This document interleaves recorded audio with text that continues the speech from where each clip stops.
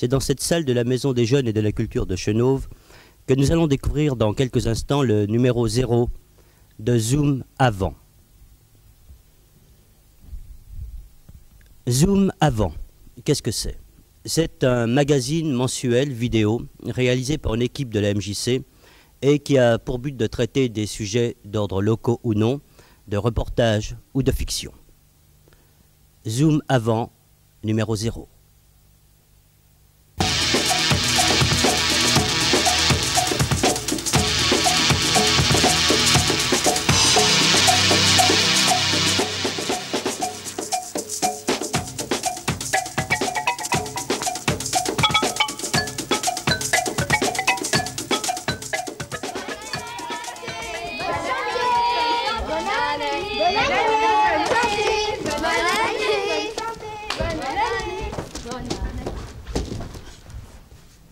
Pour l'année 87, si j'étais une fée, je voudrais qu'il n'y ait plus de pauvres dans le monde entier.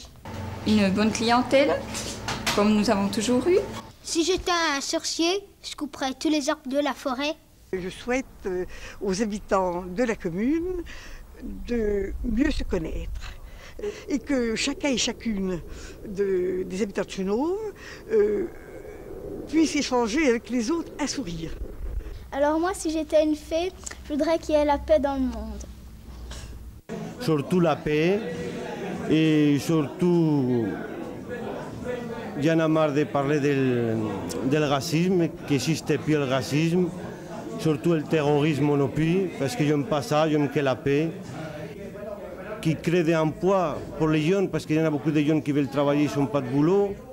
Pour l'année 87, si j'avais plein de choses à donner aux gens, ce serait de la joie. Le sens des responsabilités, toujours plus de responsabilités, du sens de ces responsabilités, toujours plus de participation active, et je crois que les choses s'arrangeraient bien. Vous vous passionnez pour la photographie. Quelle photographie aimeriez-vous découvrir en 1987? Or, essentiellement, une photographie sans détour, sans artifice, une photographie de l'homme, de ses joies, de ses peines, de ses difficultés, de l'homme de tous les jours. Moi, pour 87, je voudrais, si j'étais un savant, je voudrais faire des fusées, des vaisseaux pour découvrir, pour qu'ils aillent jusqu'à l'infini dans l'univers. Voici un reportage au cours duquel vous pourrez entendre les mots chance, liberté, jeunesse, république, concert.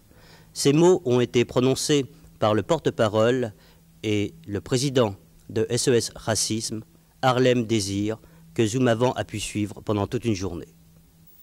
Réveille-toi mon pote, ils sont devenus fous. À l'image du nouveau badge de SOS Racisme, son président Harlem Désir était l'hôte des collégiens de Chenôve et des élèves du groupe scolaire des Lochères de Dijon. Au CES du chapitre, ce furent les jeunes engagés dans un projet d'action éducative orienté sur les droits de l'homme qui l'accueillait. Le groupe théâtre a fait une pièce de théâtre sur les droits de l'homme qui a été présentée le 31 mai 1986, donc, à la fête des droits de l'homme qui s'est déroulée au collège, tout le samedi après-midi. Une longue journée bien remplie s'engageait alors et qui devait permettre au très nombreux public rencontré à Dijon comme à Chenôve de rester mobilisé contre le racisme. Ça commence comme ça, et puis un jour c'est un coup de fusil. C'est quelqu'un qui tire sur un arabe, et c'est les autres qui disent c'est pas grave. Et le fait que les autres disent c'est pas grave, c'est aussi grave que le fait d'avoir donné le coup de fusil. Parce que ça veut dire on peut continuer à le faire sans que ça soit une atteinte à la dignité humaine, sans que ça soit une atteinte aux droits de l'homme. Alors voilà ce qu'on a essayé de faire passer avec SOS Racisme. Alors évidemment, on n'a pas réussi à convaincre tout le monde. Et je crois que malheureusement même, il y a encore, non seulement dans la population française, des gens qui s'accrochent aux idées racistes, mais je dirais même au-delà des racistes fascistes, vous savez, des extrémistes, ceux qui, toute la journée, passent leur temps à se défouler sur les étrangers. Il y a des gens, disons, bien pensants, y compris d'ailleurs parmi les gens qui nous gouvernent, malheureusement, qui acceptent de jouer un petit peu avec le racisme, soit parce que c'est plus facile quand il y a des problèmes de dire c'est la faute aux autres, soit parce que ça permet de gagner des voix, soit parce que peut-être on n'a pas le courage et l'imagination d'essayer d'inventer une France plus tolérante, plus pluriculturelle.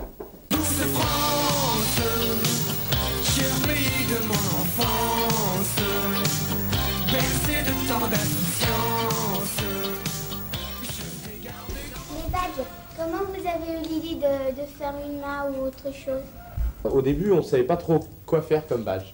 Alors, on voulait faire un badge symbolique, pas un badge où on aurait écrit « Ce badge est porté par quelqu'un qui veut dire en le portant qu'il est contre le racisme ». Bon, ça c'est la barbe. Et un jour, il y a quelqu'un qui a trouvé la formule « touche pas mon pote ». C'est-à-dire, c'est une formule qu'on utilise tous les jours, mais il s'est dit c'est ça qu'on veut faire passer. C'est que finalement, ce que les racistes appellent des immigrés, des étrangers, qu'on ne comprend pas, pour nous c'est des potes. C'est-à-dire, c'est comme vous, quoi. On est assis sur le même banc, on est tout le temps ensemble. Vos camarades à l'école, là, est-ce qu'ils sont racistes? Ici, il n'y a pas de racisme. Alors pourquoi? Parce que pourquoi est-ce qu'ici, il n'y en a pas et dans la rue, il y en a? Et on prend deux jeunes, ils naissent dans la même maternité, ils grandissent dans la même école, et à l'âge de 18 ans, ils n'ont pas les mêmes chances. En fait, dès la naissance, on leur dit qu'ils n'ont pas les mêmes chances pour la vie. L'un pourra devenir français, l'autre c'est pas sûr. En fonction de quoi? En fonction de l'origine de leurs parents. Bien. C'est une discrimination purement raciste qui est contraire au principe de la citoyenneté républicaine, c'est-à-dire tous les gens qui vivent sur le sol de la République et qui sont en plus les enfants de la République, bah, ils ont les mêmes devoirs, mais en contrepartie ils ont les mêmes droits.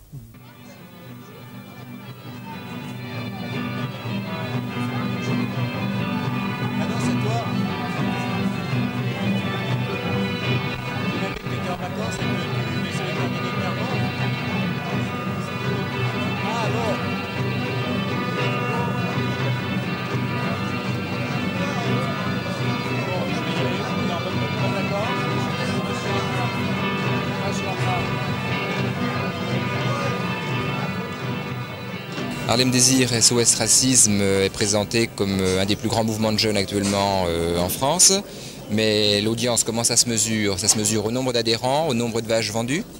C'est difficile, le nombre de badges vendus, environ 2 millions pour ce qui est de la petite main. Le nombre d'adhérents, c'est évidemment beaucoup plus limité, c'est quelques dizaines de milliers de personnes. Il y a aussi les gens qui se rassemblent dans des concerts, qui participent à des manifestations, ça fait quelques centaines de milliers de personnes. Et puis je vois de plus en plus dans les lycées, dans les universités, les jeunes qui notamment se sont battus pour l'égalité des chances à l'université, qui sont prêts aujourd'hui à se battre pour l'égalité des chances, disons dans la citoyenneté, c'est-à-dire contre les discriminations racistes en général. L'immigration, on en débat en France, hélas, que lors des périodes électorales. Alors est-ce que vous pensez que le projet de réforme du Code de la nationalité est susceptible d'engager le débat au niveau de l'opinion publique? Oui, et en même temps, on débat de l'immigration. Je dirais que pour parler des problèmes de l'immigration et pour jouer sur ces problèmes, sur la peur, hein, la xénophobie est devenue une marchandise électorale. On peut gagner des voix en se présentant comme étant le plus anti-immigré. Et ça, c'est extrêmement grave. Parce que de toute façon, les immigrés sont là. Et nous avons à vivre ensemble. Bien. Alors quand bien même ça ne plairait pas à certaines personnes, d'abord je crois que la majorité des gens finalement ils vivent très bien ensemble, français et immigrés, notamment les jeunes. Mais quand bien même ça ne plairait pas à certains hommes politiques, il faudrait qu'ils arrêtent des discours qui de toute façon ne font qu'aggraver la situation. Le discours raciste, sa conséquence dans une cage d'escalier, c'est que les gens au lieu d'essayer de se parler, de se comprendre et de se dire par exemple si vous faisiez moins de bruit à telle heure, si on arrêtait de se disputer, si au contraire on s'organisait ensemble, eh ben ils prennent un fusil et ils se tirent dessus. Est-ce que ça fait avancer le schmilblick? Non. Donc le discours raciste, non seulement il est injuste, il est ignoble et il est débile, mais en plus, il crée des drames là où, je dirais, la vie a tendance à les résoudre toute seule. Les événements qui se sont déroulés début décembre donc en France, à Paris en particulier, ont prouvé une fois de plus que le divorce était grandissant entre la classe politique française et la jeunesse. Quel est votre sentiment à ce sujet? première conséquence du mouvement, ça a été le retrait du projet de Vaquet. Ça, c'est extraordinaire. Ça veut dire que les jeunes ont été capables de rester unis, de convaincre l'opinion et avec le soutien de l'opinion, d'obtenir, disons, gain de cause. Et donc le gouvernement a fini par reconnaître qu'ils avaient raison, d'une certaine façon. Puisqu'au départ, on disait qu'ils étaient manipulés. À la fin, on a dit qu'ils posaient de vrais problèmes. Et puis, par la bande, disons, ils ont aussi obtenu le retrait, le report, en tout cas, d'une session parlementaire et donc de l'examen d'un certain nombre de projets de société, comme la réforme du Code de nationalité. Alors espérons que ce répit soit utilisé par le gouvernement pour réellement réfléchir aux enjeux des réformes qu'il allait engager et à ses conséquences dramatiques et au mécontentement qu'elles suscitent dans l'opinion et dans la jeunesse. Et espérons qu'ils tiennent compte des avis qui vont être donnés, notamment sur le Code de nationalité, de l'avis de l'Église qui s'y oppose, de l'avis du Conseil d'État, des personnalités de plus en plus nombreuses, des associations antiracistes, des jeunes, et qu'ils retirent son projet. Si c'est simplement une ruse, je dis que en utilisant, disons, les mêmes erreurs que celles de Monory quand il a voulu renvoyer le projet d'université en commission, eh bien on s'expose à la même sanction. Il reste en fait 4 mois à M. Chalandon pour ne pas suivre le même chemin que M. Devaquet. Actuellement, on pose beaucoup une question aux hommes politiques, aux hommes publics, à la suite de la grande manifestation du 10 décembre à Paris et qui était consécutive à la mort de l'étudiant. Le slogan qui revenait le plus souvent, c'était « Plus jamais ça ». Quelle en est votre signification ? Plus jamais ça, plus jamais un mort pour faire passer une idée, plus jamais des provocations et des violences policières contre la jeunesse et les enfants de la France et les enfants de l'immigration qui manifestent dans la rue pour leurs droits les plus élémentaires. Plus jamais du cynisme et du mensonge pour essayer de masquer les vrais problèmes posés par la jeunesse et par un mouvement d'opinion. Un petit peu plus, disons, de tolérance, de respect et d'écoute de la part des hommes politiques. Je crois que c'est cela qu'il voulait dire. Et puis d'une façon générale, plus jamais de violence. Je crois que ce qui est fondamental dans les nouvelles générations, chez les jeunes, c'est la volonté de faire passer les idées pacifiquement, par la persuasion, par la conviction et non pas par la violence.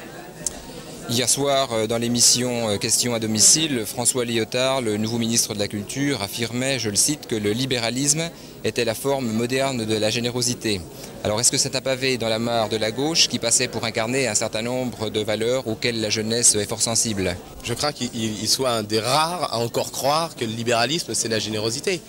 Parce que si le libéralisme c'est la liberté de tuer Malik Oussekine, si le libéralisme c'est la liberté du policier en civil qui a assassiné Abdel de ressortir justement libre du bureau du juge, alors que si Abdel avait lui volé une mobilette, il serait en prison. Je crois que ce n'est pas une image très aguichante. Nous, ce à quoi nous croyons, c'est à la liberté dans la devise liberté, égalité, fraternité.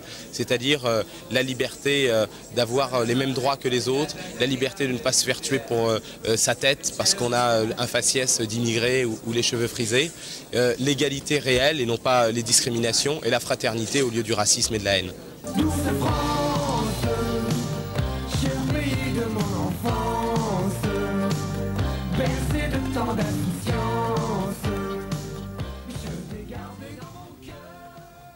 Il est algérien. Il aurait pu être footballeur. Il est cinéaste. Il a obtenu en 1982 le prix Georges Sadoul pour son premier long métrage, Les Sacrifiés, écrit et réalisé en collaboration avec Philippe Daudet. Il travaille actuellement sur un film dans lequel il est question d'un rescapé. Voici le portrait d'Okacha Tuita.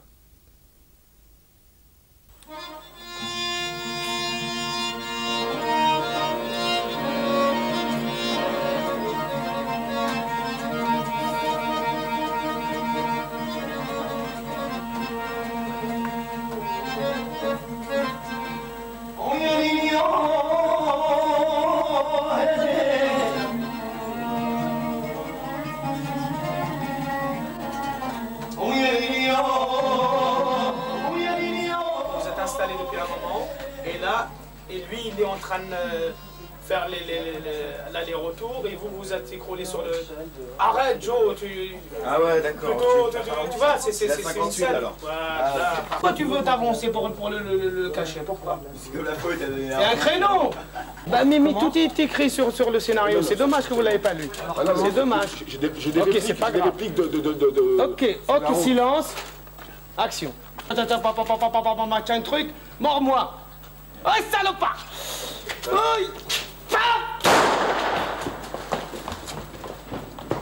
la surprise.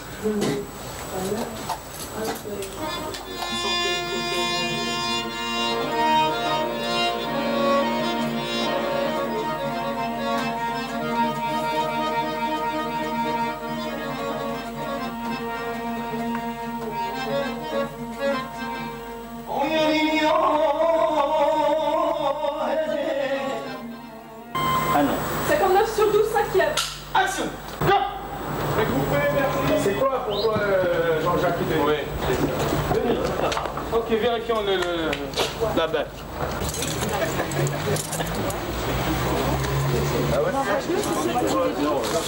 Nous sommes prêts? Oui. Ok, silence. Moteur. Action. Action.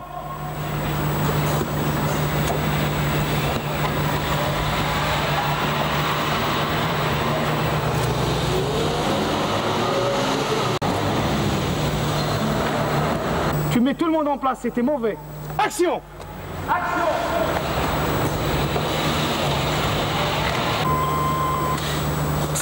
On vérifie ça et après on leur dit qu'ils vont se coucher.